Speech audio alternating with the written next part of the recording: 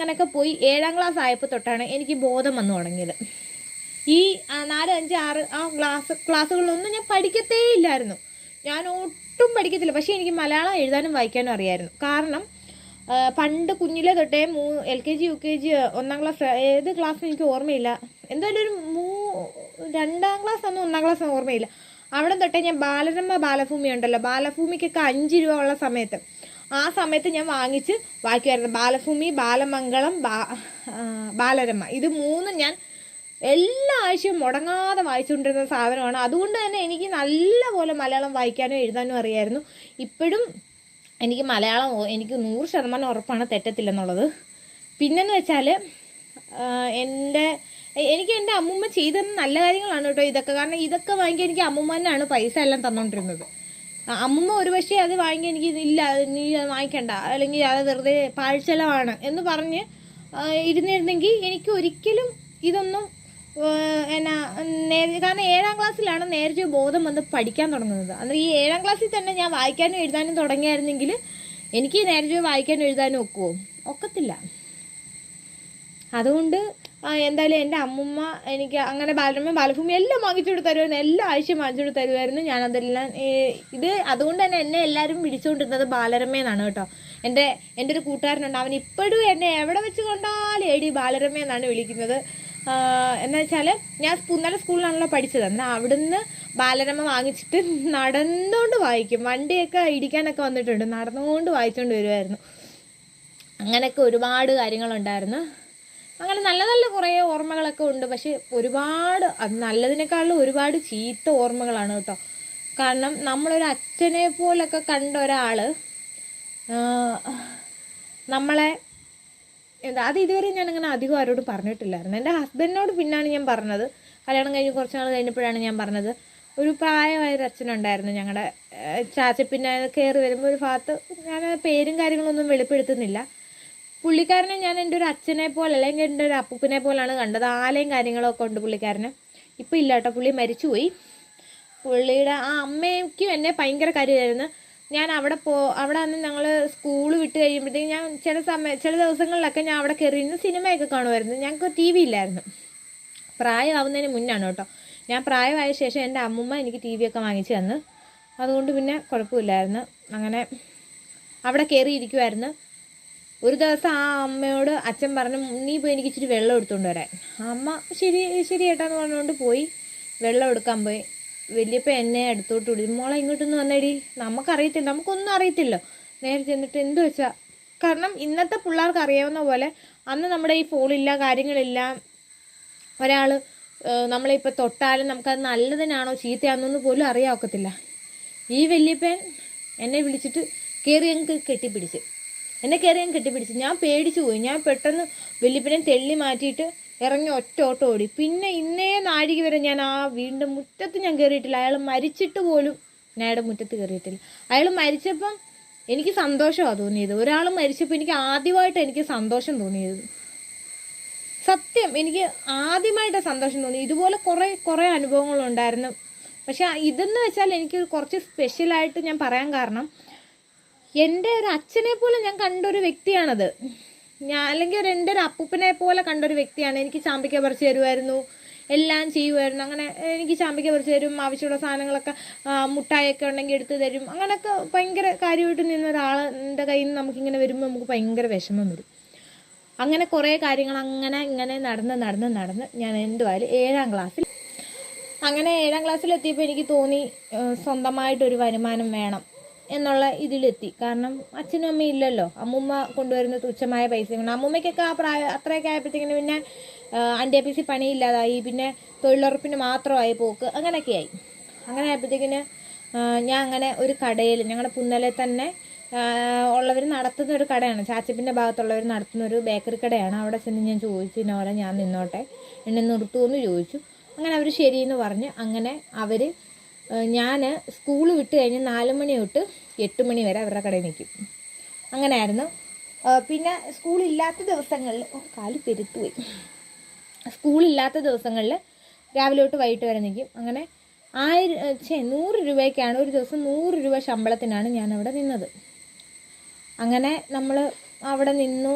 അങ്ങനെ സ്വന്തമായിട്ട് എന്തായാലും ഒരു ഫോൺ വാങ്ങിച്ചു. 8-ലോ 7-ലോ 8-ലോ 9-ലോ പഠിച്ചപ്പോൾ ഒരു ഫോൺ വാങ്ങിച്ചു. ഞങ്ങളുടെ വീട്ടിൽ ആർക്കും, അമ്മൂമ്മയ്ക്കും ഫോണില്ല, എനിക്കും ഫോണില്ലായിരുന്നു.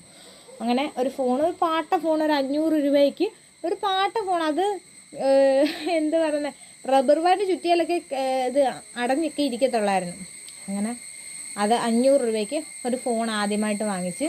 ആ സമയത്തൊക്കെ എനിക്കൊരു റിലേഷൻഷിപ്പ്, 7ാം ക്ലാസ്സിലാണ് എനിക്കൊരു റിലേഷൻഷിപ്പ് ആയത്. ഞാൻ സ്കൂളിൽ, നമ്മുടെ നടുക്കുന്ന സ്കൂളിലാണ് ഞാൻ 7 തൊട്ട് 10 വരെ പഠിച്ചത്. അവിടെ പഠിച്ചപ്പോഴാണ്, പിന്നെ ഞാൻ അതിൻ്റെ ഇടയിൽ ഹോസ്റ്റലിലൊക്കെ നിന്നിട്ടുണ്ടായിരുന്നു കേട്ടോ. അതൊക്കെ പിന്നെ പറയാൻ വലിയ കഥകളും കാര്യങ്ങളും ഒന്നുമില്ല. ഹോസ്റ്റലിൽ, നമ്മൾ ഹോസ്റ്റലിൽ സാധാരണ അമൃതാനന്ദമയുടെ ഹോസ്റ്റലായിരുന്നു. അവിടെ ആയിരുന്നു 5ൻ്റെ പകുതി 6 വരെ അത്രയും ഞാൻ അവിടെ പഠിച്ചതാണ് കേട്ടോ. എനിക്ക് അമൃതാനന്ദമയുടെ കയ്യിൽ നിന്ന് സ്കോളർഷിപ്പൊക്കെ ഉണ്ടായിരുന്നു. പക്ഷേ ഈ ഹോസ്റ്റലിൽ ചേർന്നതോടെ അത് നിന്ന്. പിന്നെ ഹോസ്റ്റലിൽ നിന്ന് ഇറങ്ങിയിട്ട് ഇതുവരെ പിന്നെ അതിൻ്റെ കാര്യമൊന്നും ഇല്ലായിരുന്നു. പിന്നെ സ്കോളർഷിപ്പൊക്കെ അങ്ങ് പോയി. അങ്ങനെ എന്തുമായാലും 7ാം ക്ലാസ്സിലായി. അങ്ങനെ പഠിച്ച് സ്കൂളിൽ ചെന്നപ്പോൾ എനിക്ക് ഒരു ടീച്ചറിനെ കിട്ടി. എൻ്റെ ജീവനാണ്. എനിക്ക് ഭയങ്കര ഇഷ്ടമാണ്. എന്നെ എത്ര അടി അടിച്ചിട്ടുണ്ടെന്നറിയാം. പക്ഷെ എനിക്ക് ഭയങ്കര ജീവനാണ് എൻ്റെ ടീച്ചറിനെ. ധനലക്ഷ്മി എന്ന് പറഞ്ഞ ടീച്ചർ. എനിക്ക് ടീച്ചറിനെ കാണാനായിട്ട് ഞാൻ ഈ കഴിഞ്ഞ ഇടയ്ക്ക് സ്കൂളിൽ പോയായിരുന്നു. പക്ഷെ കാണാൻ പറ്റിയില്ല. കാരണം ടീച്ചർ അന്നത്തേക്ക് റിട്ടയർ ആയിരുന്നു കേട്ടോ.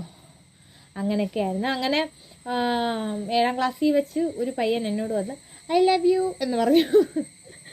അങ്ങനെ നേരിട്ട് പറഞ്ഞു ഒന്നുമല്ല, ഫ്രണ്ട്സ് വഴി അറിഞ്ഞു. ഈ പുള്ളിക്കാരൻ പുള്ളിക്കാരൻ അങ്ങനെ അത് ഇങ്ങനെ സെറ്റായിട്ട് ഇങ്ങനെ പൊയ്ക്കൊണ്ടിരിക്കുമ്പം 9-ലായപ്പം എന്നെ നല്ലൊരു തേപ്പ് തേച്ച്. അങ്ങനെ ഞാനാണെങ്കിൽ അതോടെ അവസാനിപ്പിച്ച്. പിന്നെ പക്ഷെ അതിന് എനിക്ക് വലിയ വിഷമമൊന്നും തോന്നിയില്ല കേട്ടോ. എനിക്ക് വലിയ വിഷമോ കാര്യങ്ങളോ ഒന്നും തോന്നിയില്ല. പിന്നെ 9-ൽ ഒരു റിലേഷൻഷിപ്പും ഇല്ലായിരുന്നു. 10 അങ്ങോട്ട് സ്റ്റാർട്ടായപ്പോൾ ഒരാൾ കൂടെ വന്നു.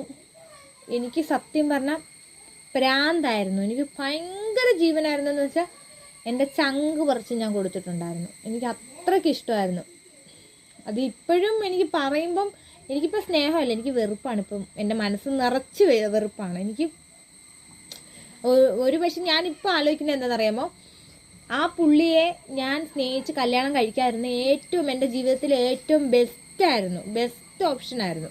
കാരണം എന്താണെന്ന് വെച്ച് കഴിഞ്ഞാൽ, എന്താ പറയുക, അവനെ എങ്ങനെ കല്യാണം കഴിച്ചായിരുന്നെങ്കിൽ ഞാനിപ്പോൾ എൻ്റെ ഇഷ്ടത്തിന് എനിക്ക് ഈ യൂട്യൂബ് ചാനലും കാണത്തില്ല. ഞാനെന്ന വ്യക്തി മാറിയിട്ട് വേറെ ഏതോ ഒരു യന്ത്രം പോലെ ആയിപ്പോയനെ.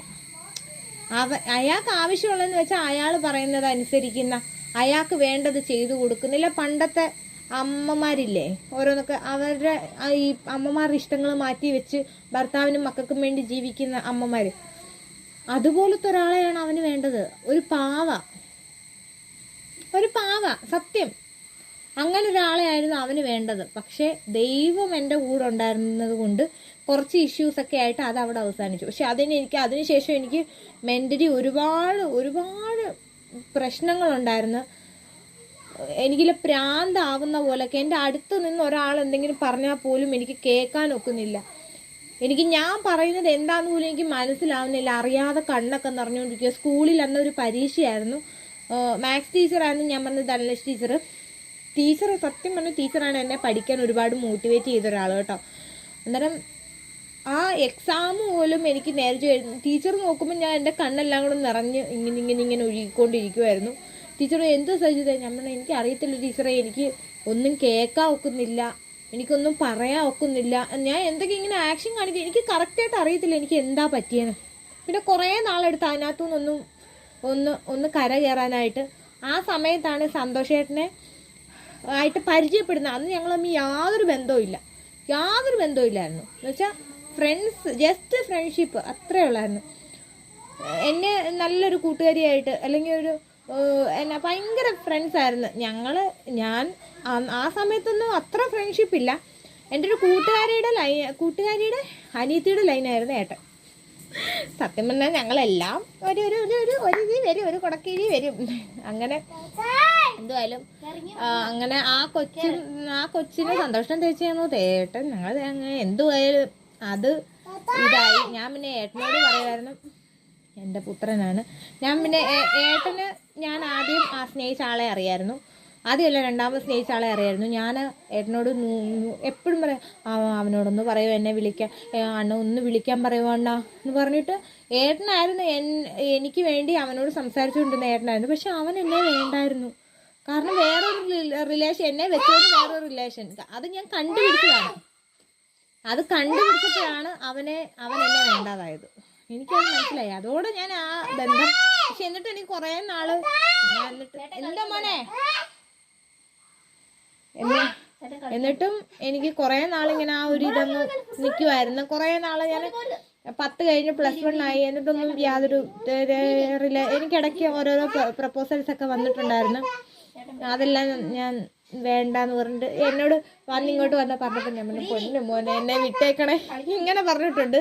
എൻ്റെ ഇത് കുറേന്ന് വെച്ചാൽ അച്ഛനും അമ്മയും ഇല്ലാത്ത ജീവിതം എന്ന് പറയുന്നത് നമുക്ക് ആലോചിക്കാൻ പോലും ഒക്കത്തില്ല. അതുപോലെ നമ്മൾ സ്ട്രഗിൾ ചെയ്തു പോകും. ഞാൻ ഒരുപാട് സ്ട്രഗിൾ ചെയ്തതാണ്, ഒരുപാട് വിഷമിച്ചതാണ്. എങ്ങനെയൊക്കെ ഏതിനകത്തൂടെയൊക്കെ കടന്നു വന്ന് എനിക്ക് ഇപ്പോഴും അറിയത്തില്ല. ഏതൊക്കെ ജോലികൾ ഞാൻ ചെയ്തിട്ടുണ്ടെന്ന് നിങ്ങൾക്ക് ആർക്കും അറിയത്തില്ല. വീട്ടുജോലിക്ക് വരെ ഞാൻ പോയിട്ടുണ്ട്. എൻ്റെ ആ പ്രായത്തിൽ 14-15 വയസ്സിൽ ഞാൻ വീട്ടുജോലിക്ക് വരെ പോയിട്ടുണ്ട്. അങ്ങനെ കുറേ കാര്യങ്ങളൊക്കെ ആയിട്ട് ഇന്നത്തെ വീഡിയോ ഇവിടെ നിർത്തുവാണ്.